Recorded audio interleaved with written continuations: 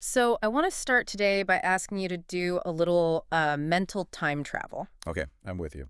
Cast your mind back to the height of the pandemic, 2020, 2021. hmm The world was locked down, everyone was baking sourdough, and what was that other massive trend that, like, almost everyone participated in? The pandemic puppy boom.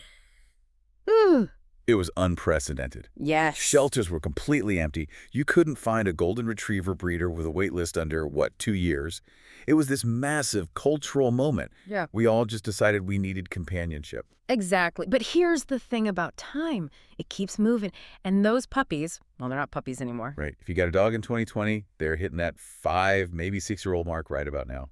And anyone with a dog knows that's a specific biological threshold. That's when the maintenance light starts to flicker a little Yeah. bit. Maybe they aren't bouncing back quite as fast after a run, or Yeah. you find a weird lump while you're petting them behind the ears.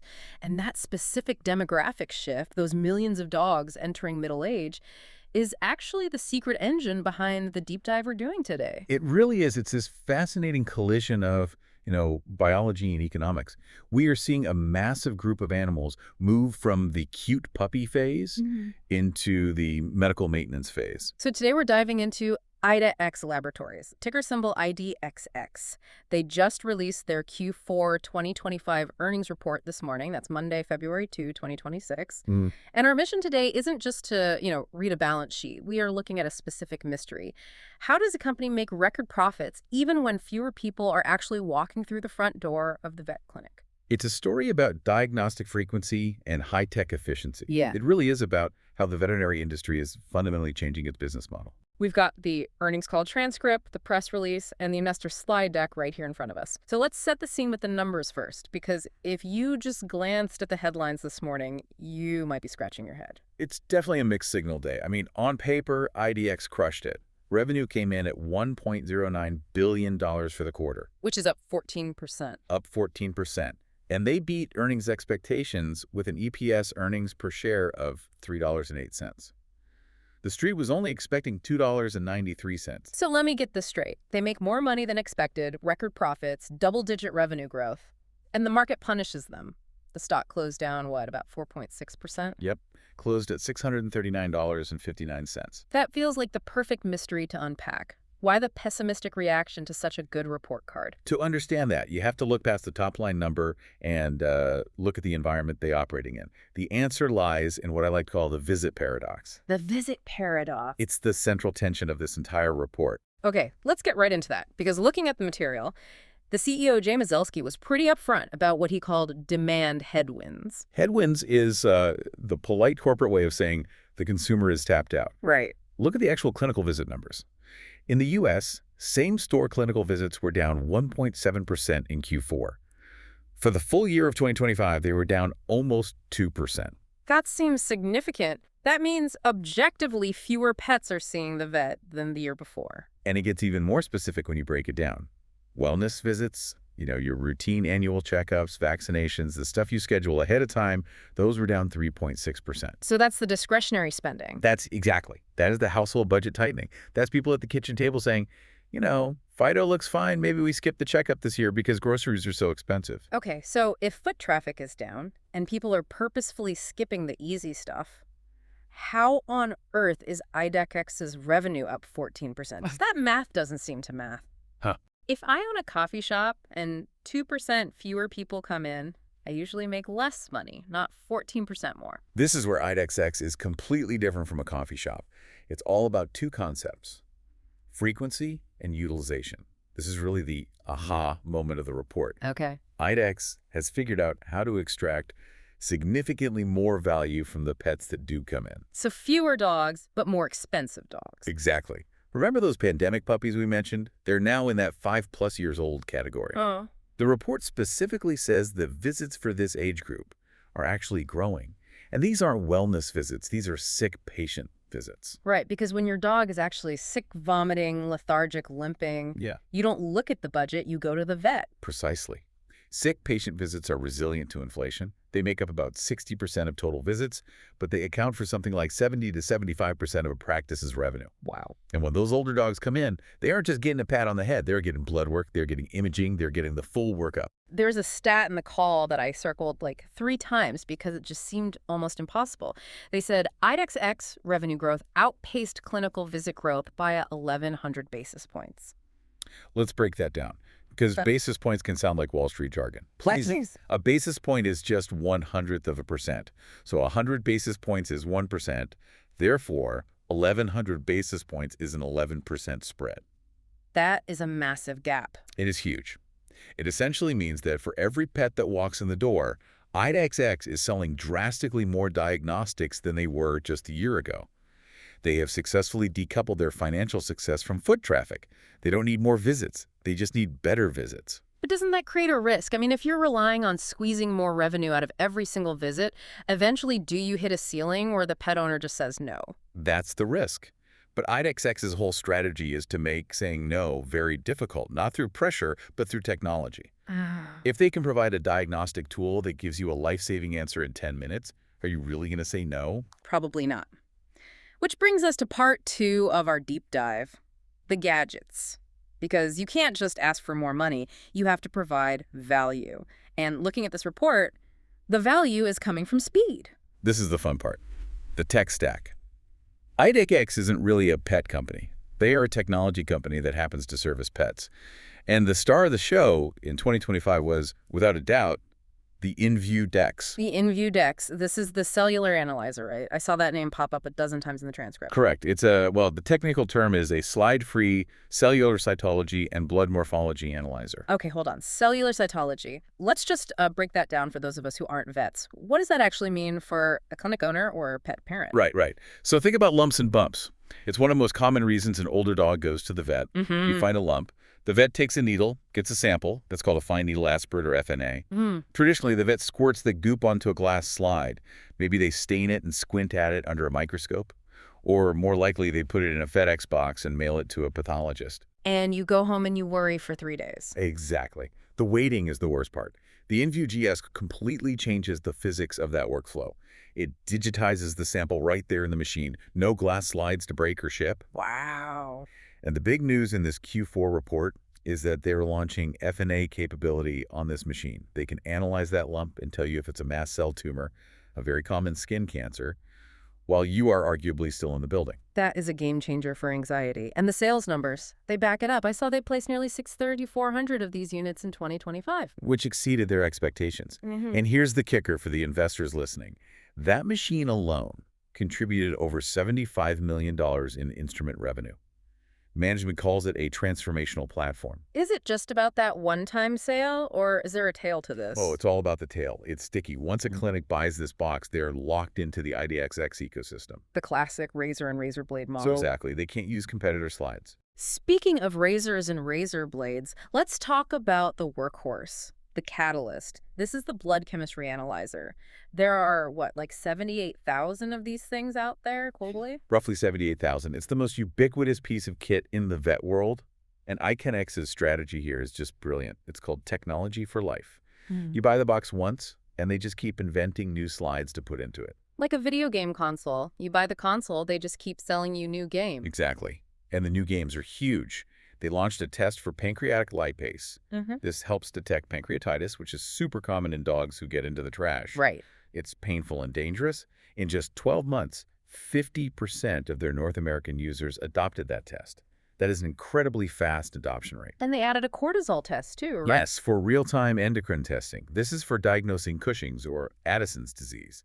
Addison's in particular can be an emergency.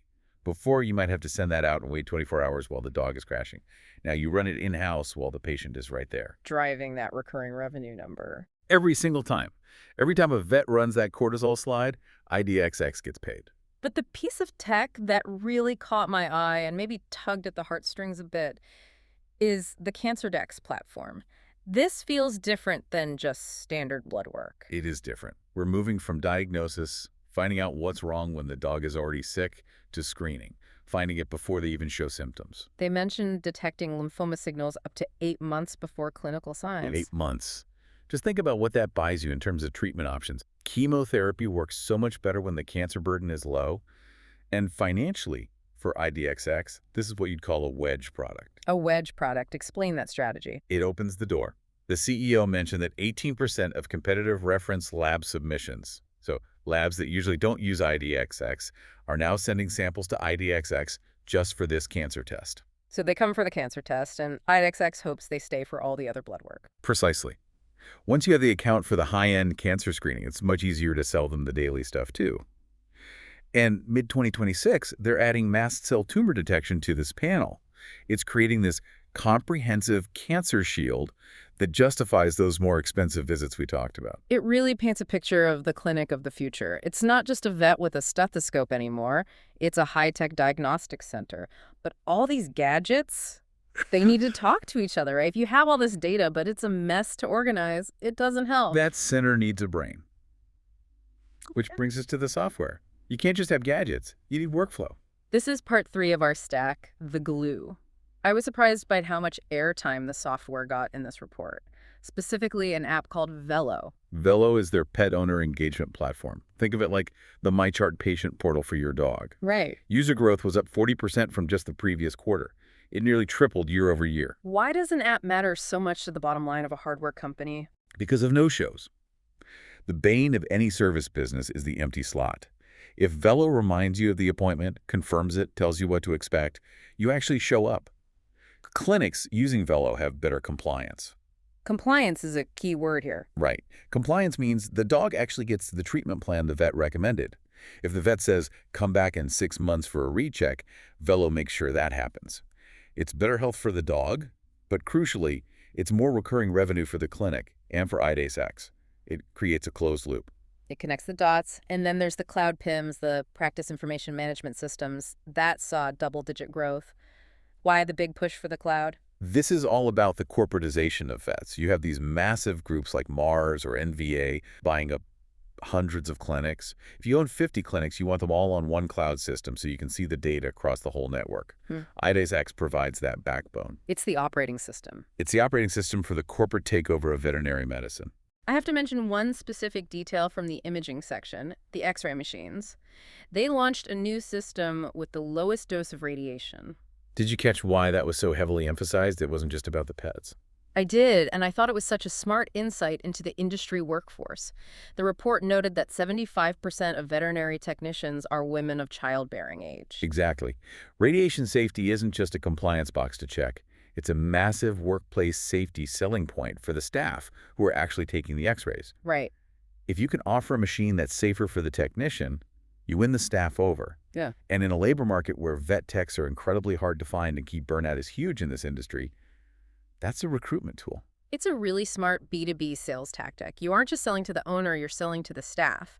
Plus, it has AI that automatically measures the heart size and stuff, right? One-click telemedicine. If the local vet isn't sure what they're looking at on the X-ray, they click a button, a specialist looks at it, it de-risks the diagnosis. It's all about confidence. Okay, so we've got resilient sick visits, incredible hardware, sticky software, and smart safety features. Let's go back to the money. Part 4, financials. Because despite all this good news, the stock dropped. Let's look at the balance sheet first. It is a fortress. They generated $1.1 billion in free cash flow. That is 100% of their net income converted to cash. That's rare efficiency. Very rare. Most companies have a lot of paper profit that isn't actual cash in the bank. IDEXX has the cash. And they are spending it. They bought back $1.2 billion of their own stock, which reduced the share count by 2.7%. Let's just pause on buybacks for a second. Why do companies do this? Is it just to inflate the stock price? It does boost the EPS, sure, because you're dividing the profits by fewer shares, but it's also a signal. It signals that management believes their own stock is undervalued. They're effectively saying, we have nowhere better to put this cash than investing in ourselves. They're betting on their own future. They are. And what about the geographical split? I feel like we always talk about the U.S. market, but the report suggested the real growth engine is maybe elsewhere. That's a key trend that investors need to watch. International growth outpaced the U.S., 12% organic growth internationally versus 9% here in the U.S. for diagnostics. Is that just because the U.S. is saturated?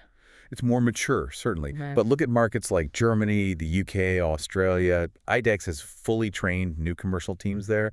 They are exporting this high-tech, high-frequency model to the rest of the world. So they're copy-pasting what works. The U.S. model works, the high utilization, the advanced testing. So now they're rolling it out globally. So looking ahead to 2026, they gave us guidance. What are they telling us to expect? They're projecting revenue between $4.63 and $4.72 billion. That's about 7-9% organic growth. And they expect EPS between $14.29 and $14.80. Those sound like solid numbers, healthy growth. So I have to ask again, why the long face from Wall Street? Why the 4.6% drop today? It's the caution baked into the volume. They are planning for a continued 2% decline in U.S. clinical visits for 2026. Oh, wow. So they aren't expecting a bounce back at all. No, they're looking at the economy, looking at sticky inflation, and they're saying, we do not expect people to start coming back to the vet in droves. They are betting the farm that they can continue to offset that decline with better tech and more testing. It's a confident bet, but it's a bet that admits the macro environment is still really tough. It feels like they are swimming upstream. They are swimming upstream, but they have a very powerful motor. The concern for the market is simply, how long can you fight that current? Can you keep raising prices and adding tests forever if the customer base is shrinking? Speaking of raising prices, they're doing that too. About 4%, which is moderating. It's lower than the hikes we saw during peak inflation, but it's still above historical norms. So you picture the pet owner, you have fewer visits happening, higher prices per visit, and more testing per visit. It's a squeeze. It is. It's asking the most dedicated pet owners to carry the load for the ones who dropped out of the system. But so far, the dedicated pet owner is saying yes. So to wrap this up, what's the synthesis here? If I'm a listener trying to understand the state of the veterinary industry through IDEXX's eyes, what's the headline? The headline is that the volume-based model of veterinary medicine is dead, at least for now. We aren't seeing growth through more puppies or more foot traffic. The strategy is purely depth. Depth over breadth. Exactly. In a world where visits are scarce, every single visit becomes a high-stakes, high-tech medical event. IDEXX provides the tools to make that possible. They are insulating themselves from the economy by becoming medically indispensable. You can skip a vaccination, but you can't skip a cancer diagnosis. It's fascinating. They've basically engineered their own immunity to a recession by pivoting to critical care. To an extent, yes. By focusing on the sickest pets and the most worried owners. Which brings me to my final thought for the day. And this is something I want you to chew on. We talked about how wellness visits are down because people are saving money. But sick visits and high-tech cancer screenings are up. Right. The contrast is stark. It makes me wonder about the fundamental shift in the human-animal bond. Even when money is tight, even when inflation is hurting households, people are treating their pets less like animals that just need a rabies shot, and more like children that need oncology specialists and MRI-level diagnostics. It's a hierarchy shift in the family unit. Exactly. The pet has moved up the household budget hierarchy. We might skip the checkup, we might buy the cheaper dog food, but God forbid we miss the lymphoma diagnosis. And as long as that emotional dynamic holds true, companies like IDEXX have a very, very long runway, regardless of what the GDP is doing. That bond is the ultimate economic moat. You can't put a price on it. It certainly seems to be. That is all we have time for today on The Deep Dive. Thanks for listening, and we will catch you on the next one. Take care.